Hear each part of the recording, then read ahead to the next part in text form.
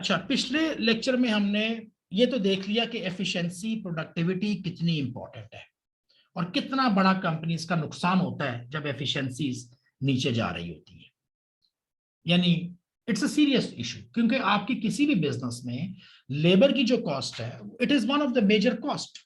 आपका जो cost structure होता है उसमें लेबर आमतौर पे 20% से लेकर तो 60% तक चली जाती है।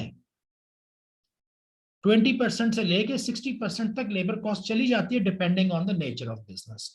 सर्विस बिजनेसेस में लेबर कॉस्ट ज्यादा होती है, तो हमें उनको मैनेज करना है। तो किसी भी चीज को मैनेज करने के लिए पहले हमने उसको कैलकुलेट करना है। पहले कैलकुलेट करूंगा, देखूंगा कि एफिशिएंसी कितनी है, उसके बाद ही फैसला करूंगा कि अच्छा यार ये कम है या ज्यादा है, तो इसको अगर बढ़ाना है तो कैसे बढ़ाना है। तो हमें पहले इसको कैलकुलेट करना है। कैलकुलेट करने के लिए हमारे पास तीन तरह की रेशोज होगी। पहली रेशो जो है हमारे पास वो कहलाएगी एफिशिएंसी, इसको हमने समझना है। दूसरा कहलाएगा कैपेसिटी, इसको हमने समझना है। और तीसरा कहलाएगा वॉल्यूम रेशो। अगर ये दो समझ में आ जाएं तो ये ऑटोमेटिकली आ जाती है। देखिए, मैं एफिशिएंसी रेशो को समझाने से पहले आपको वही पिछली एग्जांपल दूंगा कि हमने एक कुछ छोटे लेवल पे चले जाते हैं ताकि हमें समझने में आसानी हो। हम करते हैं जी 5 pages per hour type. 5 pages per hour ये हमारी स्पीड है, और एक दिन में हम करते हैं 8 आवर्स का काम। तो इसका मतलब है कि हमारे पास जो एक दिन का जो टास्क है, जो प्रोडक्टिविटी है, जो प्रोडक्शन होनी चाहिए, वो होनी चाहिए 40 पेजेस। ठीक है। अब अगर किसी दिन आपने 40 पेजेस किए लेकिन आपने 9 घंटे में किए, 8 घंटे के बजाय 9 घंटे में कर रहे हो, तो इसका मतलब है आपकी एफिशिएंसी कम है। या किसी दिन में आपने 45 पेजेस कर दिए और आपने 8 घंटे में ही कर दिए, तो इसका मतलब है आपकी एफिशिएंसी जो है वो 100% से ज्यादा है। यहां पे आपकी एफिशिएंसी 100% से कम है, यहां पे 100% से ज्यादा है, क्योंकि आपने उतना ही टाइम लगाया और आपने आउटपुट ज्यादा दे दी। अच्छा, यहां पर ना दो चीजें होंगी। एक वर्ड एफिशिएंसी का है, एक वर्ड कैपेसिटी का है। एफिशिएंसी आमतौर पर हम आउटपुट से कंसिडर करेंगे, आउटपुट को जहन में रखेंगे।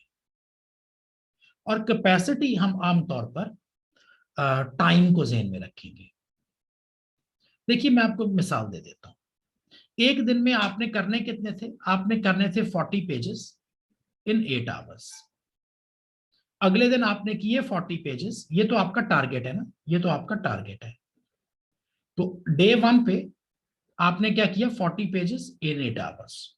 तो 100% आपकी एफिशिएंसी 100% आ गई, क्योंकि 40 पेजेस करने थे, 40 ही कर दिए। 8 आवर्स लगाने थे, 8 आवर्स ही लगा दिए। सब कुछ ठीक है। अगले दिन डे 2 में आपने क्या किया? आपने मेरे भाई 90 पेजेस कर दिए। Sorry, not 40, I am sorry. आपने 45 पेजेस कर दिए और आपने कर दिए 9 घंटे में। तो अब देखो, 9 घंटे को अगर 5 से मल्टीप्लाई करूं तो कितने बनने चाहिए? 45। तो कितने किए? 45। तो एफिशिएंसी तो 100% है, एफिशिएंसी में तो कोई प्रॉब्लम नहीं है। तुमने आके कहा सर, आप कहते थे कि 40 पेज कर दो, मैंने तो आज 45 कर दिए। मैंने कहा भाई बड़ी अच्छी बात है, 45 कर दिए, लेकिन टाइम भी तो 9 घंटे लगाया ना। तो तुम्हारी स्पीड तो वही है 5 पेजेस पर आवर की। तो ठीक है, मानता हूं कि आपने 1 घंटा ज्यादा काम किया है, लेकिन आपने तेज नहीं काम किया, काम आपने अपनी स्पीड पर ही किया। 5 पेजेस 5 पेजेस, तो एफिशिएंसी तो 100% ही है। हाँ, कैपेसिटी आपकी ज्यादा हो जाएगी, क्योंकि आपने 8 घंटे के बजाय 9 घंटे काम किया है। तो यहाँ पे जो आपकी कैपेसिटी रेशियो है वो 100% से ज्यादा है, क्योंकि आपकी 100% कैपेसिटी तो, आपकी कैपेसिटी तो 8 आवर्स थी, आपने 9 घंटे लगाए। तो मैं आपको स्पीड के ऊपर तो शाबाश नहीं दे रहा, स्पीड पर तो मैं नहीं कह रहा कि जबरदस्त, स्पीड आपकी नॉर्मल ही है। हाँ, वैसे मैं आपको थैंक यू बोल रहा हूं, क्योंकि आपने 1 घंटा ज्यादा काम किया है, आपकी कैपेसिटी ज्यादा है। तो मैंने आपको 1 घंटे का फिर ओवर टाइम दे दूंगा थैंक यू पे, तो आप भी नहीं मानोगे। आप बोलोगे सर थैंक यू क्या करना, पैसे निकालो। तो वो 1 घंटे के मैं आपको अलग पैसे ओवर टाइम के दे दूंगा, कैपेसिटी आपकी ज्यादा हो गई है। तो जेन में रख लेना कि एफिशिएंसी और कैपेसिटी, कैपेसिटी जो है वो टाइम के आपने जितने घंटे सोचे थे उससे ज्यादा लगाए। इनकी रेशियोज के फॉर्मूला देख लेते हैं। पहला पहला देखते हैं जी, ये कहते हैं expected hours to make output, actual hours taken. Expected hours कितने होने चाहिए, एक्चुअल कितने लगाए। मैं आपको मिसाल देता हूं, देखिए वही मिसाल दे रहा हूं कि आपने करके दिए मुझे 45 पेजेस, हाँ, कितनी देर में करके दिए, 9 आवर्स में। तो अब आप देखते हो कि मुझे एक्सपेक्टेड आवर्स कितने थे, कितने में करना चाहिए था, 9 घंटे में करना चाहिए था, क्योंकि हमारी स्पीड तो 5 थी ना। तो हमने कहा जी 45 को 5 पे डिवाइड करो, तो ये 9 घंटे का काम है। तो एक्सपेक्टेड आवर्स 9 थे और एक्चुअल आवर्स कितने लगाए, 9, और इसको 100 से मल्टीप्लाई करूं तो एफिशिएंसी मेरी 100% ही बनती है। जिसका मैंने आपको पहले समझाया कि अगर आप मुझे 45 पेजेस 9 आवर्स में करके दे रहे हो तो आपकी स्पीड ज्यादा नहीं है, स्पीड तो आपकी 100% है, आपने नॉर्मल स्पीड पे काम किया है। हाँ, अगर ऐसा हो जाए कि एक दिन और आप आए, आपने कहा सर मैंने 45 पेजेस कर दिए 8 आवर्स में, 8 घंटे में करके दे दिए आपको, देखो मैंने बड़ी तेज काम किया है, घंटे तो 8 लगाए हैं लेकिन पेज ज्यादा कर दिए। अब मैं कहता हूं हाँ, एक्सपेक्टेड कितने थे, काम कितना किया, 45 पेजेस, 1 घंटे में 5 पेजेस, तो ये 9 घंटे का काम था, ये 9 घंटे का काम था जो कि इसने मुझे 8 घंटे में करके दे दिया। एक्चुअल आवर्स कितने लगाए, 8। 45 पेजेस पे टाइम लगना कितना चाहिए था, 9। तो अब अगर हम इसको ऐसे देखें कि एक्सपेक्टेड कितना था, 45 पेजेस के लिए 9 आवर्स लगने चाहिए थे, लेकिन इसने एक्चुअली कितने लगाए, 8। तो अब जब इसको आप 100 से मल्टीप्लाई करोगे तो ये आ जाएगा, आई डोंट नो, 113% मिसाल के तौर पे। अब मैं कहूंगा हाँ यार तुमने एफिशिएंसी ज्यादा कर दी। ये समझ आइए यहां तक बात एफिशिएंसी की। Yes sir. इसके बाद आती है कैपेसिटी रेशियो। कैपेसिटी रेशियो क्या है जी, एक्चुअल आवर्स कितने लगाए आपने, 8 मिसाल के तौर पे, और प्लान कितने किए हुए थे, 8। 8 आवर्स का सोचा, 8 आवर्स आपने काम किया, आपकी कैपेसिटी 100% है। लेकिन अगर किसी दिन आपने 9 घंटे काम कर दिया 8 के बजाय, हमने सोचा हुआ था कि हम रोजाना 8 घंटे काम करेंगे, अभी इसमें आउटपुट की बात नहीं हो रही कि स्पीड कितनी है, यहां पे स्पीड की कोई बात नहीं हो रही, एफिशिएंसी की कोई बात नहीं हो रही, सिर्फ पूछ रहा हूं कि भाई तुम्हारा टारगेट कितना था, कितने घंटे काम करना था, बोला सर मुझे 8 घंटे काम करना था, और आज कितने घंटे काम किया, बोला सर 9 घंटे काम किया। तो इसका मतलब है आज आपने 112% कैपेसिटी रेशियो आ गई, आपने 12% ज्यादा काम कर लिया। तो ये कैपेसिटी हो गया। Capacity is only about time.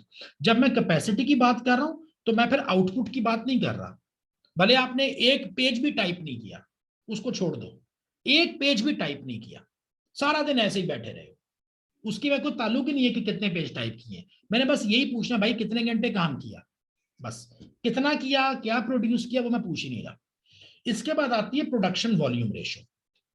अच्छा, अगर आप इन दोनों को जवाब कैलकुलेट करके मल्टीप्लाई कर दो ना तो ये आ जाएगा, ये भी याद रखना। इसको अलहदा से भी निकाल सकते हो, लेकिन अगर आपने इसको कैलकुलेट कर ही लिया है, मिसाल के तौर पे ये 112% है, मिसाल के तौर पे ये 92% है, तो फिर आप इन दोनों को मल्टीप्लाई करोगे, जो जवाब आएगा वो आपका प्रोडक्शन वॉल्यूम रेशियो का होगा।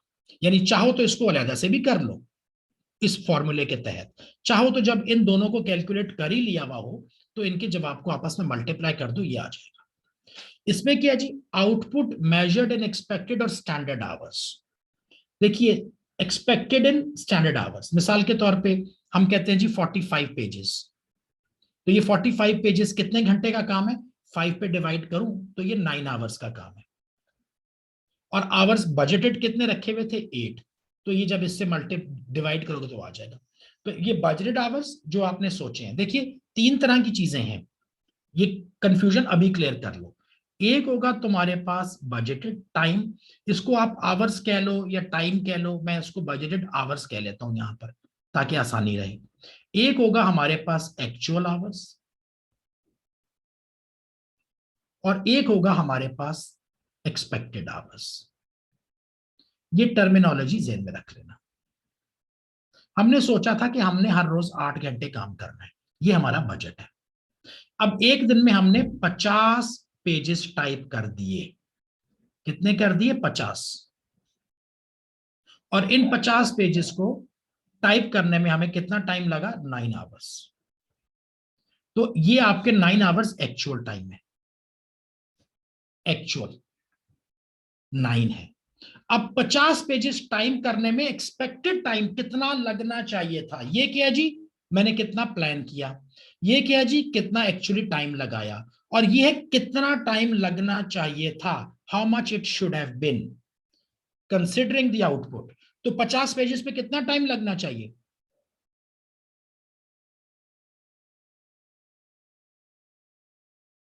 भाई 50 पेजेस पे कितना टाइम लगना चाहिए? 5 से डिवाइड करूंगा 10 आवर्स ना। यही बात कर रहा हूं ना कि 1 घंटे में 5 पेज करूंगा, 1 घंटे में 5 पेज करूंगा। सुबह से यही बस 5 पेज का ही चल रहा है ना। तो 50 पेजेस 10 घंटे में होने चाहिए थे। बजट था कि 8 घंटे काम करूंगा, असल में 9 घंटे काम किए, और लगना चाहिए था 10 घंटे। 10 घंटे का काम 9 घंटे में करके दे दिए। लेकिन अगर तुमने यही 9 घंटे लगाकर तुमने 35 पेजेस दिए होते, तुम्हारी आउटपुट 35 होती, और तुमने 9 घंटे लगाए हैं, तो मैं कहूंगा कि 35 पेजेस को कितना टाइम लगना चाहिए था? 7 आवर्स लगने चाहिए थे। तो फिर मैं कहूंगा यार एक्सपेक्टेड टाइम 7 है। अब सीन बदल गया है, 7 घंटे के काम को 9 घंटे में किया जा रहा है, एफिशिएंसी कम हो जाएगी इधर। एक्सपेक्टेड टाइम से मुराद है कि जो एक्चुअल वर्क डन हुआ है, इस एक्चुअल वर्क डन को कितना टाइम लगना चाहिए था।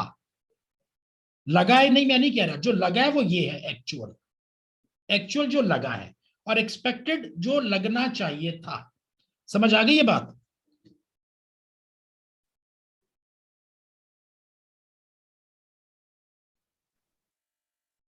ये तीनों ये रेशियोज हैं। वही आपको बता दिए कि प्रोडक्शन वॉल्यूम रेशियो जो है वो एफिशिएंसी और कैपेसिटी को मल्टीप्लाई कर दो, तो इन दोनों का सम टोटल जो होगा वो आपके पास कहलाएगा प्रोडक्शन वॉल्यूम रेशियो। जो भी निकालोगे दोनों को मल्टीप्लाई कर दोगे। लेबर एक्टिविटी रेशियोज की एक एग्जांपल देख लेते हैं। Rush and fluster company budgets to make 25,000 standard units of output in 4 hours each. 25,000 unit बनाने हैं, हर यूनिट पे 4 घंटे लगेंगे।